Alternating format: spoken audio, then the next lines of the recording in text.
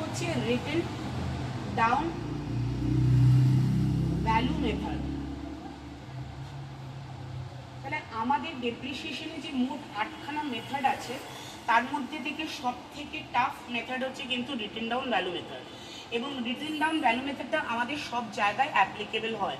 এবং স্টুডেন্টরা যেটা ভুল করে সেটা হচ্ছে রিটেন ডাউন ভ্যালু মেথডের সাথে তারা স্ট্রেট লাইন মেথডকে গুলিয়ে ফেলে। তারা বুঝতে পারে না যে actually straight line method are written down value মেথডের তফাৎটা কোথায়। তাহলে এক হচ্ছে স্ট্রেট লাইন মেথডে যেটা আমাদের করতে হয় সেটা হচ্ছে একটা পার্সেন্টেজে আমরা যেটা ডেপ্রিসিয়েশন করে নেবো সেটাকে বছর বাই বছর ওটাকেই কন্টিনিউ করতে থাকবো।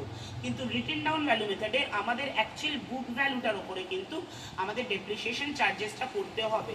এবং যেটা কিন্তু কিভাবে করতে হয় সেটা নাম্বার 1, যেটা আমাদের স্টুডেন্টদেরকে কোয়েশ্চেন পেলেই মাথায় রাখতে হবে যে সবার আগে আমাদের মাথায় রাখতে হবে যে আমাদের ডেট এবং ইয়ার অফ পারচেজ। কোন ডেটে আমরা কিনছি সেই ডেটটা কিন্তু আমাদের মাথায় রাখতে হবে এবং ইয়ারটা আমাদের মাথায় রাখতে হবে।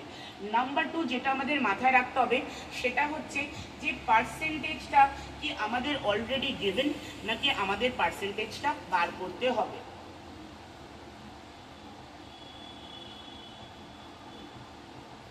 নাম্বার 3 যেটা করতে হচ্ছে আমাদের সব থেকে যেটা মুশকিল জায়গায় দাঁড়ায় সেটা হচ্ছে সেল করার সময় আমরা প্রফিট করলাম না লস করলাম সেই জিনিসটা নিয়ে কিন্তু অনেকের ডাউট থেকে যায়।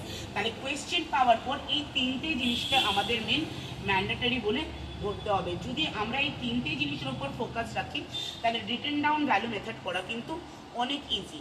এবং নাম্বার 1 বলি, কিছু জিনিসের ক্ষেত্রে আমরা সেটা রিটেন ডাউন ভ্যালু মেথড হোক বা স্ট্রেট লাইন মেথড হোক দুটোর ক্ষেত্রেই যেটা আমাদের কিছু জিনিস আমরা ডেপ্রিসিয়েশনের ক্ষেত্রে ক্যালকুলেট করব না বা মেশিনারির সাথে বা প্লান্টের সাথে অ্যাড করব না, সেটা হচ্ছে নাম্বার 1 আমাদের কোনো রকম মেনটেনেন্স চার্জ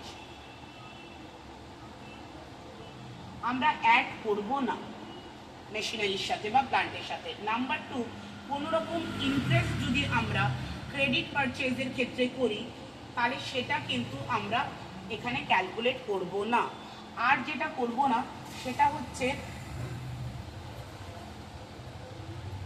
কোনো রকম এক্সট্রা চার্জেস যেটাই আমাদের মেশিনারিকে মেনটেন করার জন্য বা প্ল্যান্টকে মেনটেন করার জন্য দেওয়া থাকবে সেগুলোকে এনি এক্সট্রা চার্জেস কিন্তু আমরা অ্যাড করব না, কোনো কিছুই আমরা অ্যাড করব না। এবং যেটা অ্যাড করব সেটা হচ্ছে কি করব, এক যদি রিপেয়ারিং চার্জেস থাকে, কি থাকে রিপেয়ারিং চার্জেস। এইবার অনেকের গুলিয়ে যায় যে মেনটেনেন্স চার্জ আর রিপেয়ারিং চার্জ কি এক? না, মেনটেনেন্স চার্জ আর রিপেয়ারিং চার্জ কিন্তু এক না। মেনটেন আমরা করি বিকজ আমরা আমাদের প্লান্ট বা মেশিনারি বা ফিক্সড অ্যাসেটসকে আমরা লং টার্ম ইউজ করার জন্য ইউজ করি, মানে আমরা ওটাকে মেনটেন করি।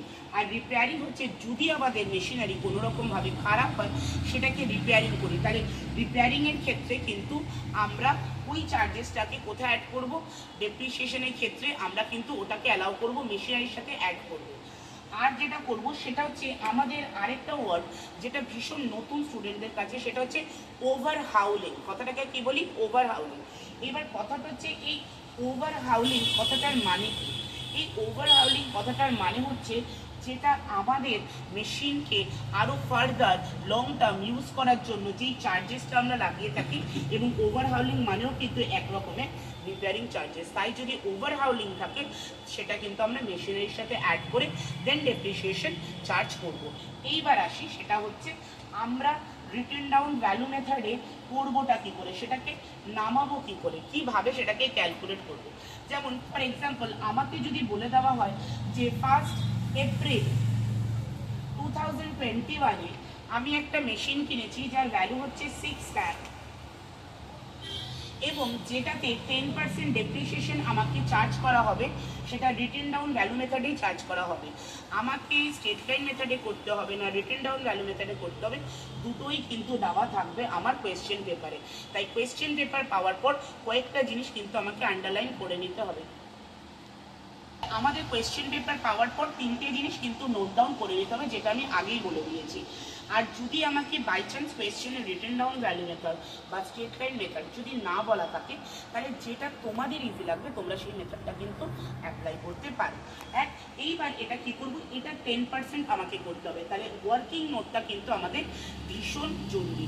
আমাদের কি করতে পারে, কোয়েশ্চেনে কি দিতে পারে, এক ওয়ার্কিং নোট করতে দেবে, এক মেশিনারি অ্যাকাউন্ট দেবে, এক ডেপ্রিসিয়েশন দেবে। অনেক সময় কি হয়, মেশিনারি অ্যাকাউন্ট দেবে বা ডেপ্রিসিয়েশন নাও দিতে পারে অ্যাকাউন্ট করতে, বাট আবার দেখা গেছে মেশিনারি ডেপ্রিসিয়েশন দুটোই কিন্তু দিয়েছে। তাহলে 31 মার্চ 2022-তে আমি ডেপ্রিসিয়েশন চার্জ করব আমার প্লান্ট বা মেশিনারির উপরে কত, 6 লাখের 10%, যেটার অ্যামাউন্ট গিয়ে দাঁড়াচ্ছে কিন্তু আমার 60,000। এবার স্টেট লাইন মেথডে এটাই হতো আমাদের ডেপ্রিসিয়েশন, যেটাকে আমরা ইয়ার টু ইয়ার কন্টিনিউ করে যেতাম। বাট রিটেন ডাউন ভ্যালু মেথডে আমরা আবার তাহলে 1 এপ্রিল 2022-তে আমার মেশিনারির ভ্যালু দাঁড়াচ্ছে কত, 6 lakhs minus 60,000, যেটার অ্যামাউন্ট দাঁড়ালো 5,40,000।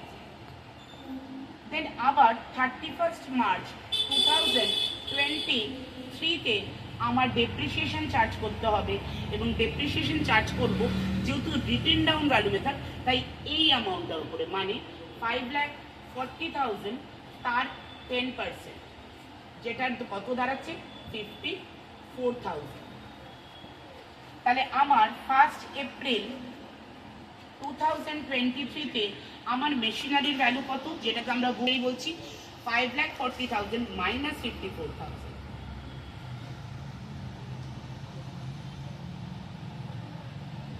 তাহলে আমরা এখান থেকে কত পাবো, এটার ভ্যালু দাঁড়াবে কত, আই থিঙ্ক 4,86,000। এইভাবে কিন্তু আমরা ইয়ার টু ইয়ার করতে যাব। আমাকে কোয়েশ্চেনে বলে দেবে 4 ইয়ার্স, 5 ইয়ার্স না 3 ইয়ার্স।